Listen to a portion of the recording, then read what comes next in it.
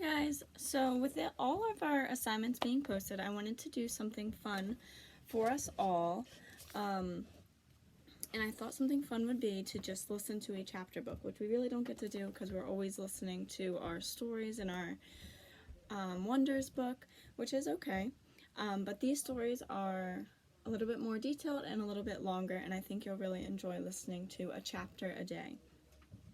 This story is called Stone Fox. I'm not sure if any of you read this one, but this was one of my favorites in elementary school, so I figured that we'll read a chapter a day and I'll post the chapters each day. Stone Fox, the author is John Reynolds Gardner.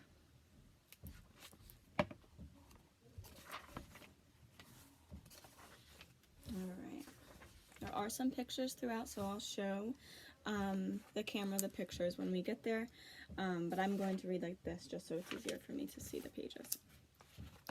Chapter 1, Grandfather. One day, Grandfather wouldn't get out of bed. He just lay there and stared at the ceiling and looked sad. At first, Little Willie thought he was playing.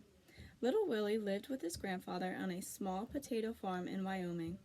It was hard work living on a potato farm, but it was also a lot of fun, especially when Grandfather felt like playing. Like the time Grandfather dressed up as the Scarecrow out in the garden, it took Little Willie an hour to catch on. Boy, did they laugh. Grandfather laughed so hard he cried, and when he cried, his beard filled up with tears. Grandfather always got up real early in the morning, so early that it was still dark outside. He would make a fire. Then he would make breakfast and call Little Willie. "Hurry up, or you'll be eating with the chickens," he would say. Then he would throw his head back and laugh. Once Little Willie went back to sleep. When he woke up, he found his plate out in the chicken coop.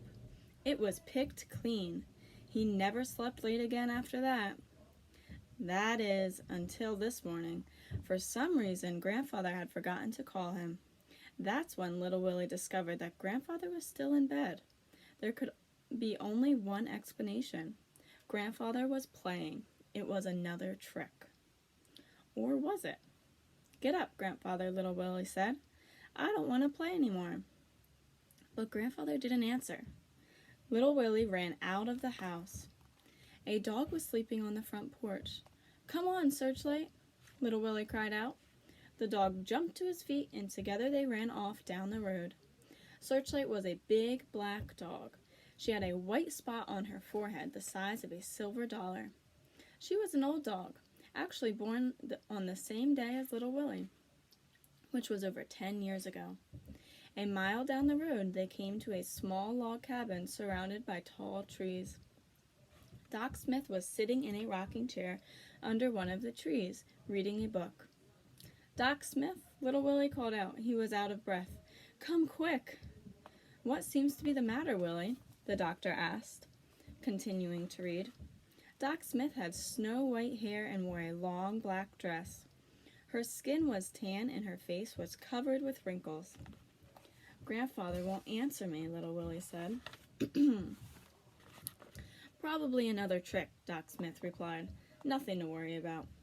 "But he's still in bed." Doc Smith turned a page and continued to read.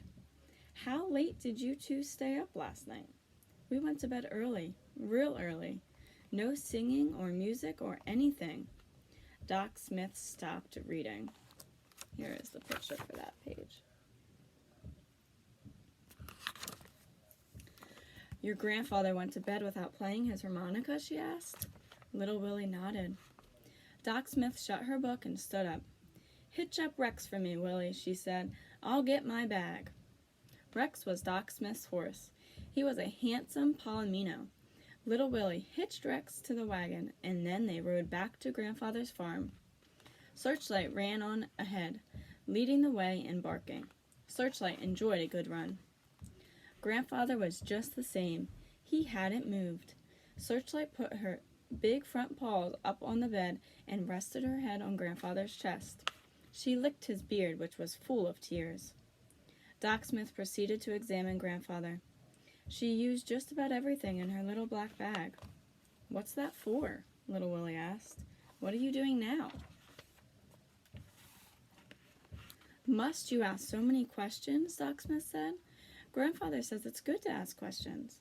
Doc Smith pulled a long silver object from her doctor's bag. What's that for? Little Willie asked. Hush. Yes, ma'am, I'm sorry. When Doc Smith had finished her examination, she put everything back into her little black bag. Then she walked over to the window and looked out at a field of potatoes. After a moment, she asked, How's the crop this year, Willie? Grandfather says it's the best ever. Doc Smith rubbed her wrinkled face. What's wrong with him? Little Willie asked. Do you owe anybody money? She asked. No, Little Willie answered. What's wrong? Why won't you tell me what's wrong?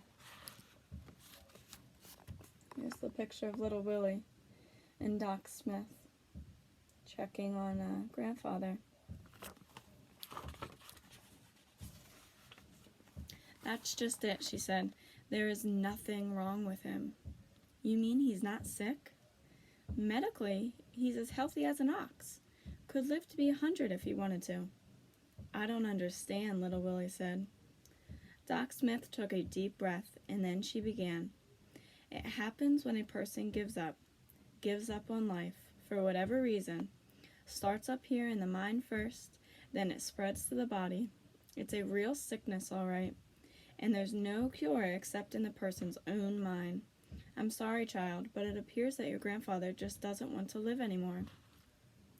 Little Willie was silent for a long time before he spoke. But what about fishing and the rodeo and turkey dinners? Doesn't he want to do those things anymore? Grandfather shut his eyes and tears rolled down his cheeks and disappeared into his beard. I'm sure he does, Doc Smith said, putting her arm around Little Willie. It must be something else.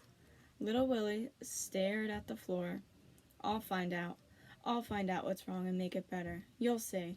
I'll make Grandfather want to live again. And Searchlight barked loudly.